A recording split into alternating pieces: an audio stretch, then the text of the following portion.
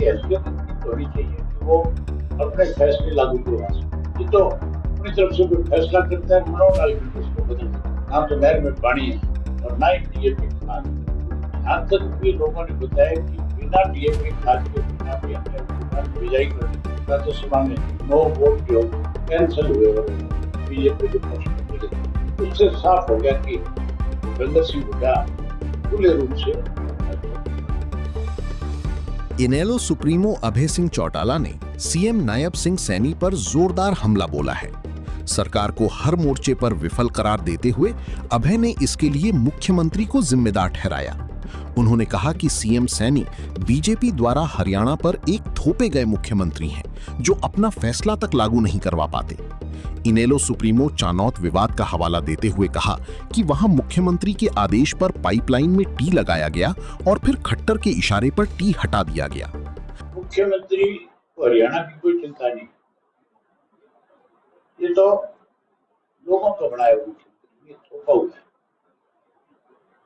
और थोपने के बाद भी कहीं मुख्यमंत्री की हैसियत इतनी तो होनी चाहिए कि वो अपने फैसले लागू करवा सके।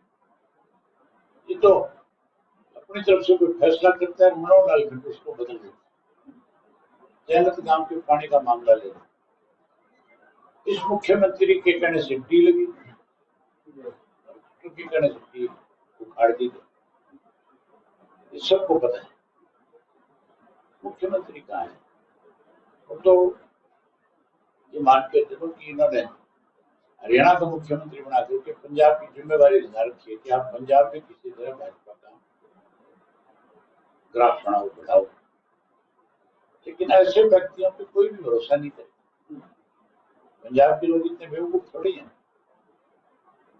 हरियाणा पंजाब की सीमाएं लगती है, रोज एक दूसरे से मिलते हैं, एक दूसरे से पूछते हैं। तो यहाँ का आदमी तो खुल करके कहते हैं कि हमारे मुख्यमंत्री तो कभी है।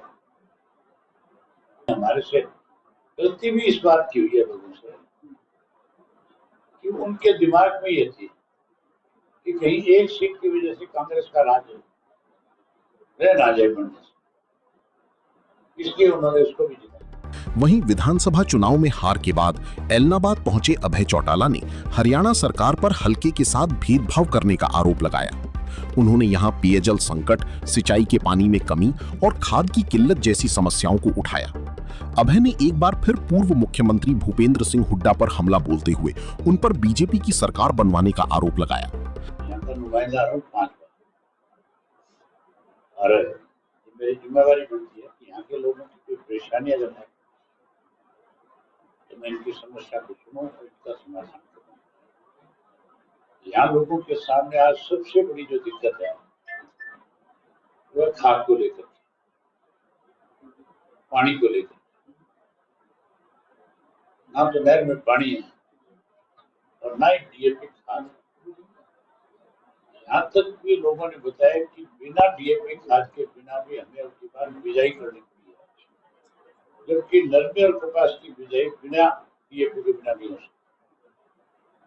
लेकिन इतनी किल्लत और कमी रही कि किसान को मजबूर होकर के बिना खाद के बुआई करनी, बिजाई करनी। अब वो कैसी फसल होगी ये तो आने वाला वक्त बताएगा। लेकिन सरकार ने बहुत बड़ा भेदभाव किया। इस बात को मैं सरकार के सामने अभी विशेष सत्र आएगा, उसका आपके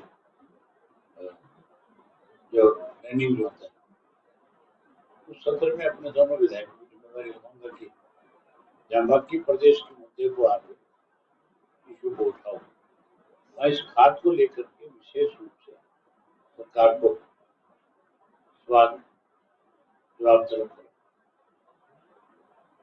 सरकार पिछले 12 साल से, लोग तो नहीं करते बीजेपी सत्ता में, लेकिन ऐसे लोगों के हाथ में समय समय पर ताकत आई जिन्होंने बीजेपी को सरकार बनाने में मदद की।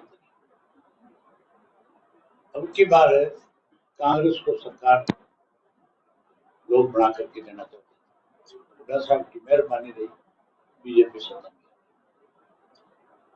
अब तो हुड्डा की असलियत लोगों के सामने है। राज्यसभा में नो वोट जो कैंसिल हुए और बीजेपी के पक्ष में डले। उससे साफ हो गया कि भूपेंद्र सिंह हुड्डा खुले रूप से भाजपा की मदद कर। अब लोगों में बड़ा बदलाव है, यहाँ लोगों की समस्याएं सुनने के लिए वही चौधरी देवलाल जी का जन्मदिन 27 सितंबर को मेवात में मनाएं। उसके लिए भी इनको कहना है कि आप ज्यादा से ज्यादा इलाहाबाद क्षेत्र के लोगों की बड़ी संख्या में भागीदारी। बता दें कि अभय चौटाला एलनाबाद हलके से 5 बार विधायक रह चुके हैं। इस सीट को चौटाला परिवार के मजबूत गढ़ों में माना जाता है। हालांकि 2024 के विधानसभा चुनाव में उन्हें कांग्रेस के भरत सिंह बेनीवाल ने करीब 15,000 वोटों से हरा दिया था। सिरसा से सतनाम सिंह, पंजाब केसरी टीवी। हमसे जुड़े रहने के लिए हमारे YouTube चैनल को सब्सक्राइब करें और नई वीडियो की नोटिफिकेशन के लिए बेल आइकॉन को दबाएं। अगर आप ये वीडियो Facebook पर देख रहे हैं तो लाइक जरूर करें और ज्यादा से ज्यादा शेयर करें। धन्यवाद।